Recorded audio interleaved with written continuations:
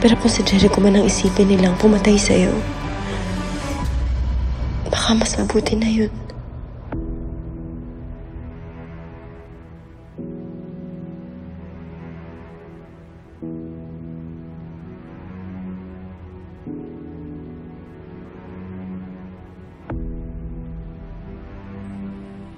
Jericho Palacios! Ay! Pakawala mo si Miss Rebecca Palacios. Sumamak sa amin! Rebecca!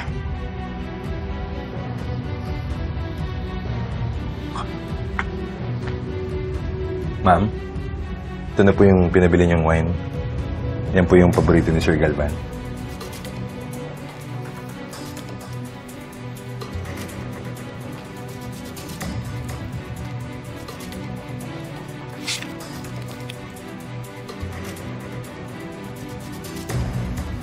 Dinagdagan ko na yan.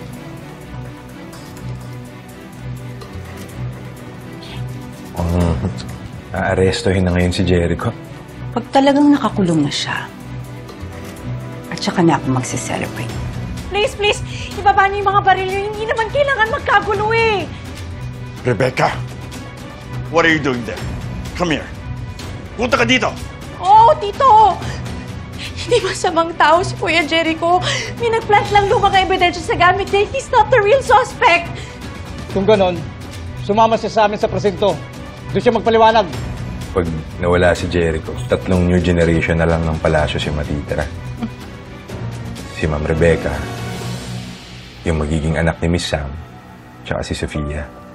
Isang may depresya sa utak, isang hindi pa pinapanganak.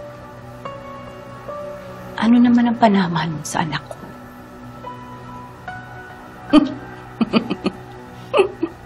Sige pa, ma'am.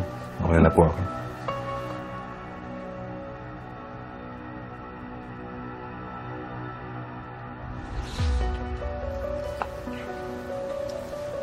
Kuya, sumuko ka na, please. Huwag ka mag-alala, hindi kita papabayaan, promise. Ayoko. Matutulad lang kay Francis. Mabubulok ako sa kulungan. Go ahead, arrest that man! Nasaan kamay mo? Hindi ako susuko! Kuya! Ah, Kuya! Sorry, Rebecca. Hindi kita sasaktan. Kailangan ko lang gawin to. Ayoko kasi makulong eh. Baba niyo yung mga baril niyo. Baba niyo. Dami you, Jericho! Kinupkup ka namin. Pinakain. Binigyan ng tirahan. Tinanggap bilang kadugo. Ito gaganti mo sa amin. Sa akin! Bakit mo pinatay si Basil? Sir, inosente ako! Hindi ako pumatay sa kanya! Hindi ka na nakontento kay Basil. Pati apo ko dinamay mo! That baby was my salvation. My vindication. You did not just kill my apo. You killed my legacy! Sana ako na lang pinatay mo! Sir, maniwala ko kayo sa akin! Malinis yung konsensya ko! Wala akong pinatay sa kanila! You will pay for this. You will rot in jail until you die. Sige!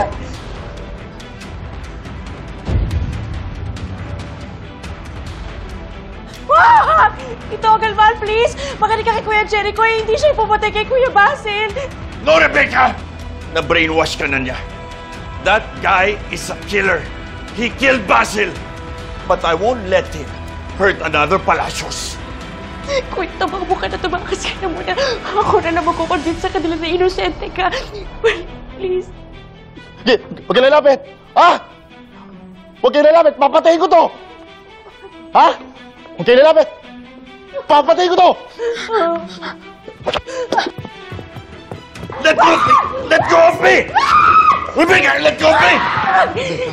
Rebecca, saktan ka ba?